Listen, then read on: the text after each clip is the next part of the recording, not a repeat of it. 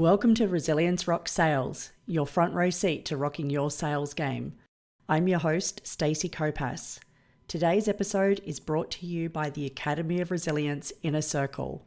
For more information, head to academyofresilience.com.au. Now on with the show.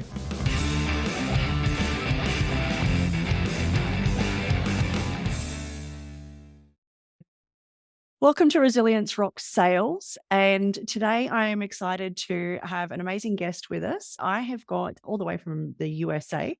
I have Christopher Gersitz, and Christopher's going to share with us a little bit about his experiences around sales and resilience. First of all, I'm excited that you're here to join us today. Thank you. Thank you very much, Stacey. I appreciate the opportunity.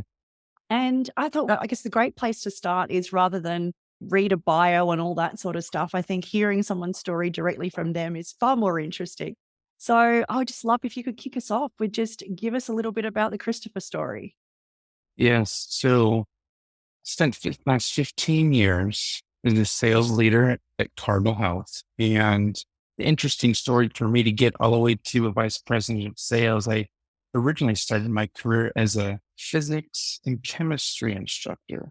So I had a unique transition in my career to move into healthcare, and had a wonderful experience gaining a lot of industry knowledge and understanding sales processes and having the right mindset and living in a world of abundance in order to be successful.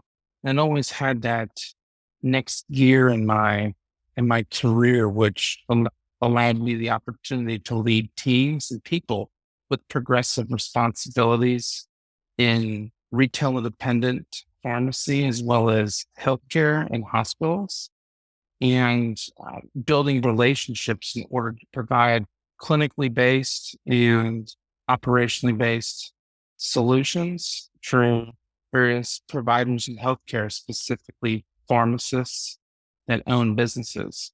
So I got the opportunity to progress and lead my career to about a $7.5 billion responsibility, owning sales development, sales process, account management, and growth and development of a team. That's a huge leap from chemistry and physics instructing to having a $7 billion responsibility. That's pretty crazy. Hugely. Yeah, my goodness. And so what would have been your first memory of sales, whether it was career or just life in general? What's your earliest memory of having a sales experience? Earliest memory with sales experience, would be mowing lawns. So when I was 10 years old, some neighbors, they were looking for some help to be able to take care of their lawn during the summer. And I remember doing it for the first year for about $10. It took about 2 hours to do, 2 or 3 hours to do. And I remember, over time, getting a few more neighbors to be able to allow me to take care of their lawn, that, it was starting to take some more time, and I wanted to prove my value, or my value was more than what was originally set my price in order to take care of their lawn. So I asked for a 50% increase, which was an extra $5, and they honored it, and it was more attentive to their lawn and wanted to provide more value. And then I did that for a few years at that price. And then eventually, as I turned 16 years old, moved into a more normal job where I had a boss instead of just working for myself mowing lawns. Yeah. Well, there's a lot in that, even just having the initiative to go out and do that to start with, but then to have that courage to then ask for that raise. And Oh, yeah. was that something that you thought about for a long time before you actually did it? I wouldn't say I thought about a lot. I would say that after the first season, and I started to get some more folks and neighbors to join working with my parents. I mean, I was 10, 11 years old at the time. And you start thinking, okay, how should I go about asking for $5 more?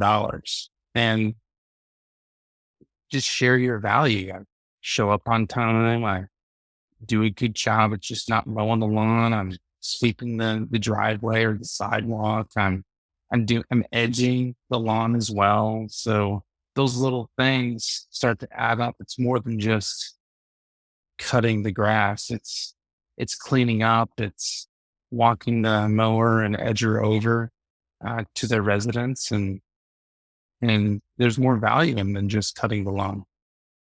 And so from that, what are those early things that you learned and you picked up and you implemented there that you then took forward into your career and how you progressed in sales? And I think it's really like setting a vision, I think is extremely important. So, and I think in areas like to be recognized as a trustworthy, high performing unit is extremely important, and inspiring people to build something that's bigger and brighter than what they thought was possible. And that's really working on uncovering what their challenges are and what opportunities they're looking to grow in, and being able to bring in a bigger brain. So it's not just me, it's a team of people, a team of experts working cross collaboratively to be able to help them come together with ideas to be able to help solve some of their biggest challenges in their business. And in turn, that drives value outside of price or a commoditized business, or business practice or product that's just driven down, down, down from a price perspective. Always focusing on how you can inspire them as a team and inspire your client or future customer or current customer is always important, because in the business that I've been in healthcare for 15 years, the end user is a patient, and we want to make sure that they can live the best they possibly can on a daily basis. Yeah, I love that you've really tied it into vision there. And I guess we've always got to have something that we're working towards, or something that's pulling you into the future, or and then being able to have that shared vision, isn't it, with the Yeah. client? I think another piece to this, which I would say second, really comes down to team goals, and they've got to be short, memorable, and measurable. I think it's really important because it'll allow them to get buy-in and really own what their expectations are. I mean, it could be, really simple, like increasing booking rates by 50% and minimizing my lead time or something like that. I mean, very simple. It's quick, measurable, it's memorable. They can internalize it, and that all can lead back to what your ultimate goals are and what your vision is set in order to build a brighter future, or in my instance, improve clinical and operational outcomes for these healthcare providers. And what was your process, like, as a leader of a team? What was your process that you went through in order to create those team goals? Big number one, it's about the people. You got to have the right people sitting on the right seats on your bus, and those people need to be in line with your mission, vision, and goals. And everybody's going to come in with different experiences, and I believe it's really important because it avoids groupthink, where it brings in and stirs new ideas. I mean, that's number one. Along with that, those people have the right attitude and effort. In order to have the right attitude and effort, it's going to bring positivity. Winning breeds more winning. Momentum is huge in sales. Once things get rolling and people see how other people have been successful, it's like a disease that spreads amongst the team.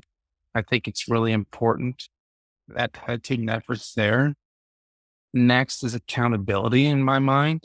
You got to hold people accountable to the metrics, being able to be a part of the solution.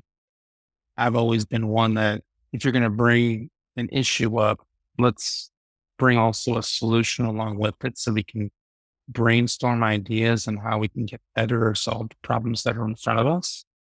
They got to be disciplined. So in order to have they have to have a process. So number four would be disciplined. And if they follow a process, they understand how they do their role, the what or the results will follow that. It's just, I mean, you can use it in sports, an athletic event where someone's been really good or is at the peak performance. They've always gone back to the basics and what they do and being disciplined. Growth mindset, number five, you got to be willing to grow and learn new things. And then lastly is execution. So those 5 points are extremely important. And if you're unable or don't have the resources or unwilling to be able to execute, everything else will fall apart. Yeah, that sounds like it's definitely been a successful process for you over time as well. Oh, absolutely. Very successful. I think the hardest one overall is accountability. Is always it's difficult for me in sales. Uh, and part of that is a lot of times data can be fuzzy. Data that you get to be able to make decisions sometimes isn't totally clear, and you got to make some decisions based on instinct or what you've done in the past. So that can be a little bit challenging from my perspective. And so what does accountability typically look like for you? Accountability. Number one is communication. You got to be able to communicate and be fair. So, understanding that here's the goal that's set. Let's say, for instance, in my previous role, we needed to have 4 new business wins, equating to $2 million each in annual revenue, one each quarter. Folks' pipelines within their in our customer relationship management tool had to reflect enough opportunities to be able to meet that goal. So we ended up using a cadence of discussion calls with the team and our managers in order to make sure those pipelines were fruitful enough to be able to bear those fruits. And then a lot of it was based upon data analytics. Some sales consultants or individual contributors may have a close rate or velocity of 20%. Some may have 40%. So their pipelines had to reflect what their territories look like in order to maintain and meet those goals. And then set a level of proactive conversations on how they're performing, being able to praise them accordingly, um, develop them accordingly, uh, to make sure that these characteristics and what we needed to do in order to make our metric were followed up upon and held accountable to. That's great. That's great. I love that you mentioned the proactive conversations because I think in general in leadership there tends to be the scheduled conversations and those sort of things, Yep. but not really those proactive and more informal conversations that really give you the opportunity to get to know people better and get to know, I guess, what inspires and motivates them as well, isn't it? Because it's such an individual thing. Yep. It is. I mean, each person comes from a different background, a different environment. I mean, on our team, we've had people that have had 35 years worth of industry experience and folks that are straight out of high school. No, it's sorry, college, my fault.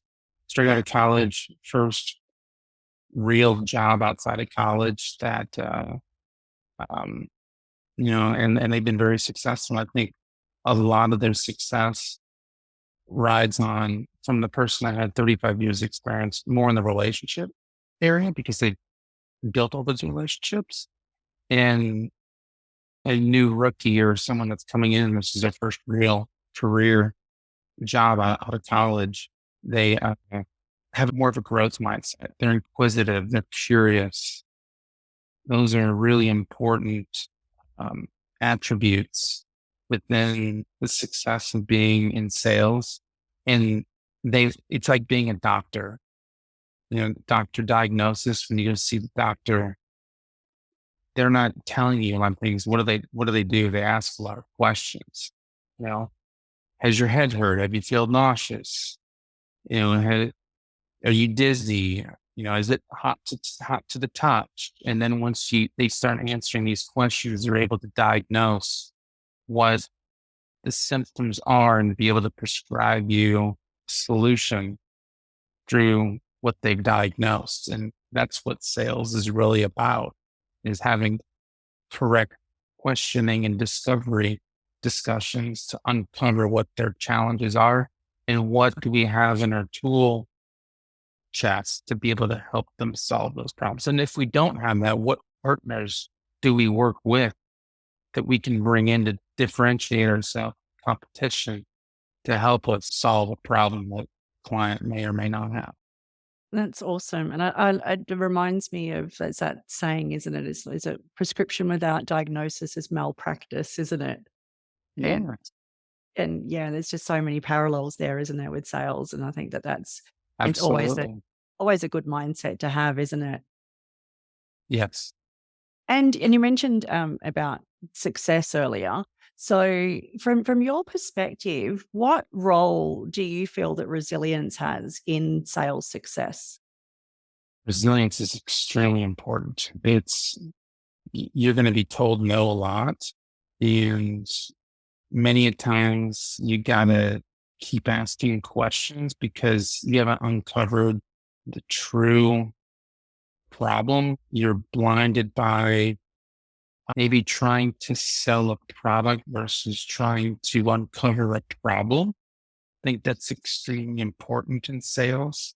If you continue to focus on uncovering a problem, you're going to get to the root cause, which will help you overcome and be more resilient in closing that sale or providing value quicker than if you're just trying to focus on, hey, I've got this product and this is what it can do. Here's A, B, C, and D.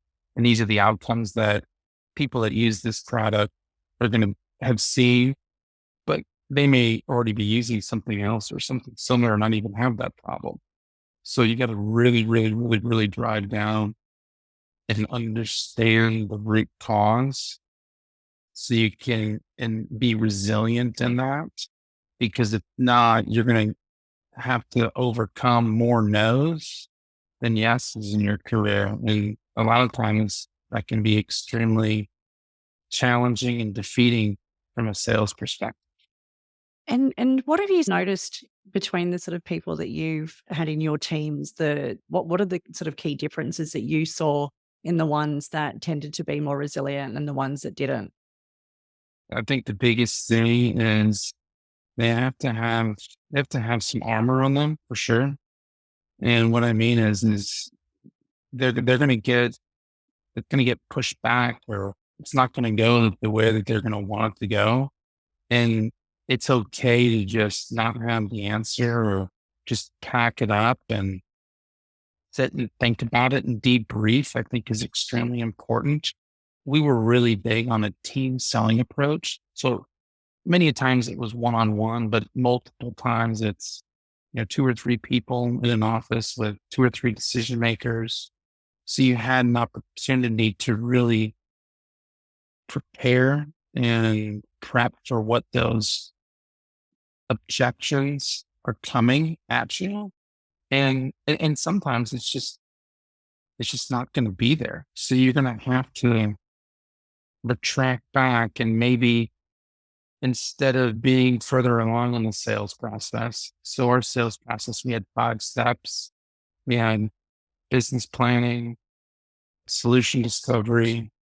Then we had presenting solutions, overcoming objections, and then close.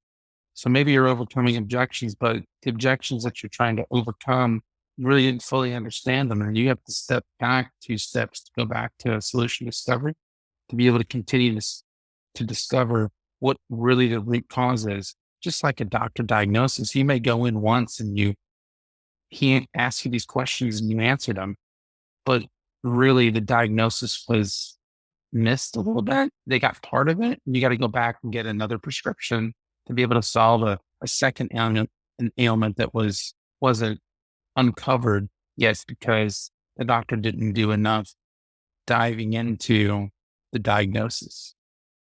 Yeah. So I can see that potentially somebody that perhaps wasn't as resilient could misinterpret some of those, taking that step Oh, back in order to come forward as whether it's a failure or it's a setback rather than it being just part of the process. absolutely. I would say that's 100% accurate for sure. And back to that a little bit, when I think about myself as being a great leader, asking for help, I think is extremely important. I think the sooner that you're able to do that, the better you're going to be in sales because people are inherently want to help others. It makes them feel good. So you're not there on an island. So raise your hand early and often. I would use this a lot, using the bigger brain. I mean, we have a team of whatever, 20 people. Someone's got an answer, an idea. So be open to that and see where it goes. I think that's a really critical piece. I would say hesitation. You have to watch out for that because lingering is losing a lot of the times if you linger too much. And many a times, if you've got 80% of the data to make the decision and you've got past experience in similar sales opportunities, you got to make a decision and go. And then lastly, I think being nice is extremely important. Too many people are rough around the edges and too salesy. If you just be yourself, be nice. People want to be inherently nice, No one wants an angry salesperson or an angry sales call. So I think that's extremely important. I really like that. And I like the hesitation. The lingering is losing. That's a bumper sticker if ever I've seen one. Yes. So no, that's super helpful. And I really appreciate you sharing a little bit more on that one as well. And as far as, say, for instance, you're getting in that mindset to call on a new prospect or something like that, was there anything specific that you did just to get yourself in the right mindset and the right energy? Anything intentional that you did as a bit of Oh, a absolutely. process or a ritual? I'd love to hear what your process or your Yeah. ritual were. Homework, homework, homework. There's so much information about people and what the business has been and been about online. It's extremely important to understand what's gone on from the prior history, even if you've never set foot in this, let's say, pharmacy, for instance. They may have been open for the last 30 years. And then 2 months ago, they celebrated their 30-year anniversary. And, the pharmacy owner has been a pharmacist for 50 years. You have so much valuable information to be able to ask them to share their story. And I would say one of my strategies that I use to prepare in sales is when we're going in as a team or even myself from a discovery perspective, you ask why anything, people love to talk about themselves. You can just use the word why X, why Z. And it's as simple as just a couple examples for a potential client like this. Why did you open this pharmacy? Why did you go to pharmacy school? You know, why do you manage your inventory the same way you managed it for the last 30 years? You just keep asking these questions and then you're able to take a very simple topic.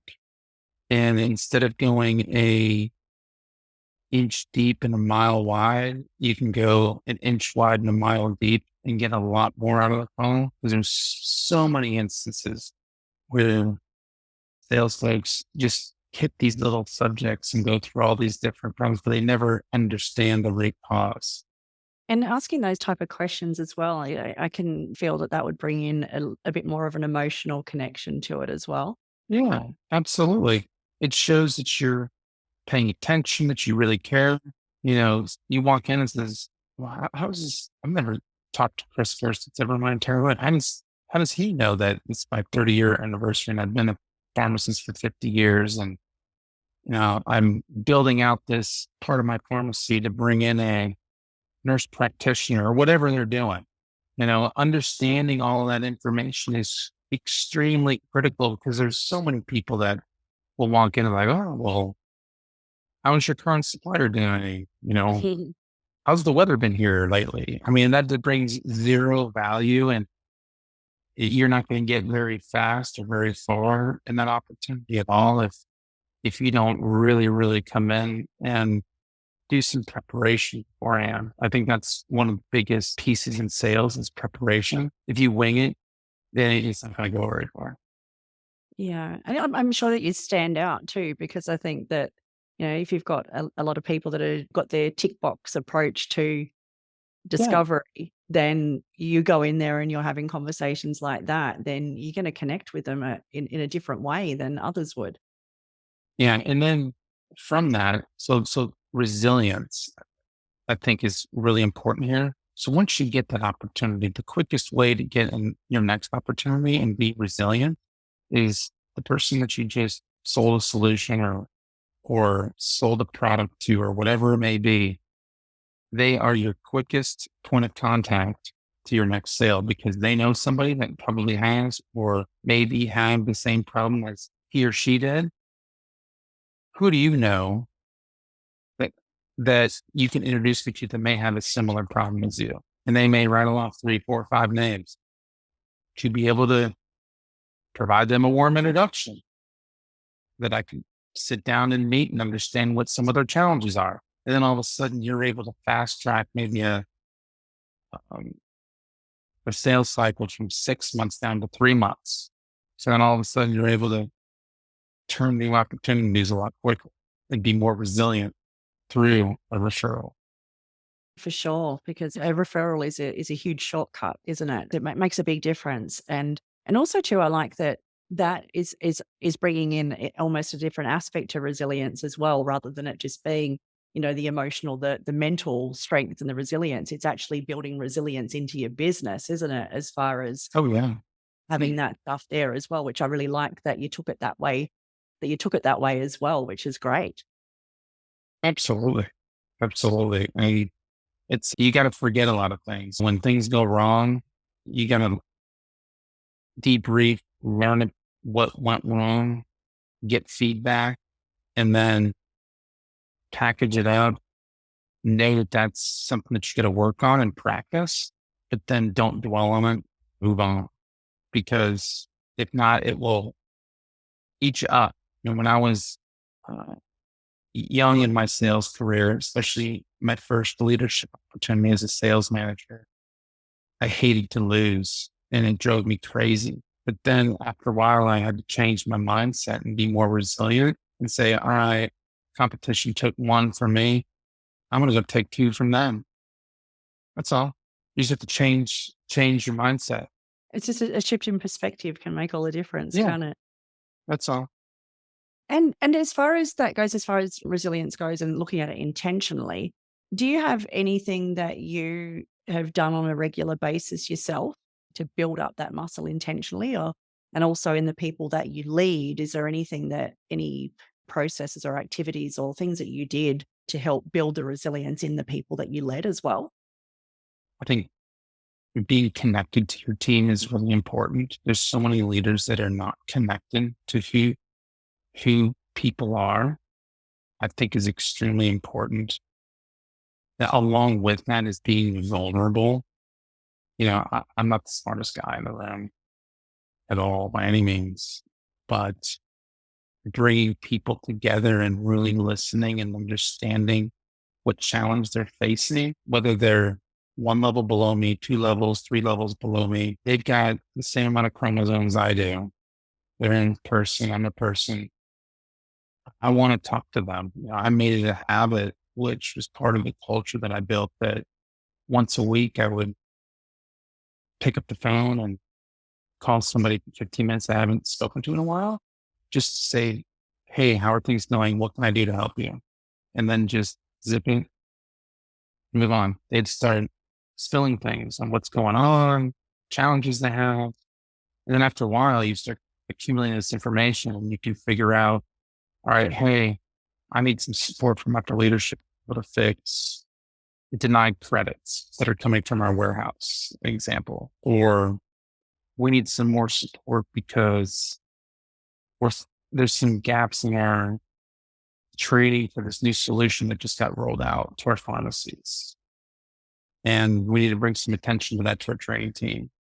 I think that's really extremely important. And then they get to know a little bit about me because I would also do like skip level meetings. So instead of the team that reported to me, I would go another level down and we would bring them together and have like a poolside or fireside chat just to, hey, what do y'all want to know? What's going on in the company?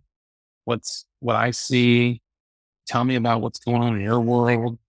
And we would just start collaborating and bring and flourish and flush out ideas to help us become better together. And it was a sounding board and very simple, nothing too long or too extravagant or anything really enlightening, really. It would just bring things to the surface that wouldn't otherwise happen because it would be, oh, I don't want to say anything because I'm in this group. But in this instance, being more vulnerable over time, it dropped down the screen that was in front of them so they could have a voice. That's super powerful.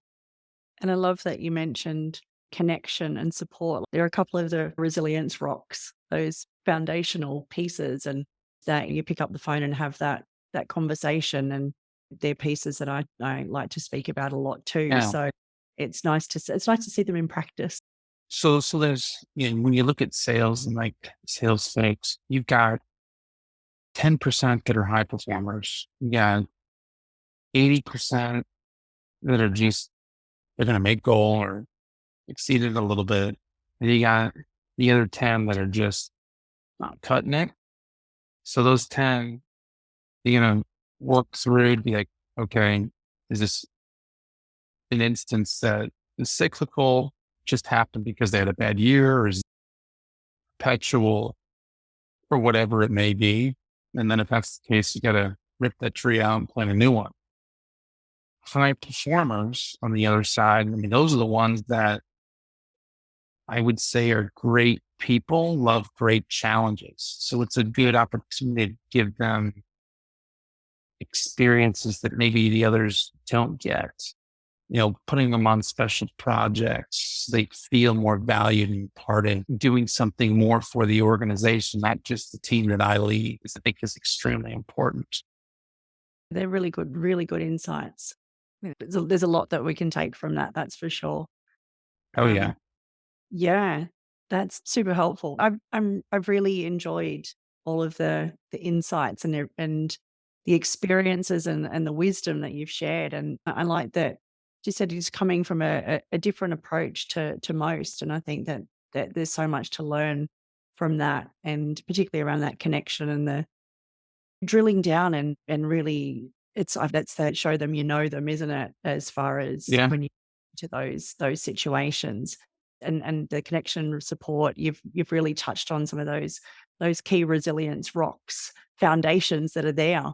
The other element of rock that there is on the resilience rocks part, I actually have a playlist on Spotify called Resilience Rocks that has got Okay. about 20 hours of music that is the stuff you can play when you need to just give that energy a bit of a boost and that type of thing. So I'm wondering if you would have a song that would be your kind of go-to song if you were in a rut or you really wanted to get your energy up before an important call. What would be your go-to song, What would and be my go-to song? add that to the Well, playlist? this is kind of funny. This is kind of a funny thing. It would be AC/DC. A Any little particular? black and black, or maybe Hell's Bells. One of those two would be Thunderstruck. I mean, you put in any of those three, we'd be flying out of the car into the front door or speed dialing to the next client. Absolutely. Awesome. Well, if they are not already on the playlist, I will be adding those with the credit to you. So, yeah, so 3 AC/DC tracks to add to the Resilience Rocks playlist on Spotify. It There has you been go. such a good conversation with you today, Christopher. Thank you, And Stacey. I'm super grateful for all the insights you've shared. But if anybody would like to connect with you and have a deeper conversation with you about anything you've shared today, where would be the best place for people to do that? So best place would be my LinkedIn profile or Christopher Gersitz at gmail.com. Would love to connect. Amazing. Thank you so much for joining me today. And I look forward to continuing the conversation over on LinkedIn. I do recommend connecting with Christopher on LinkedIn. He has some really thoughtful and really helpful posts on a regular basis. So, highly recommend connecting with Christopher. Thank you, Stacey. Thanks for joining us again this week on Resilience Rock Sales. Don't just listen though, take action. The best sales professionals are always learning. Head over to resiliencerocks.com now to go backstage and get the resources mentioned today to help rock your sales goals.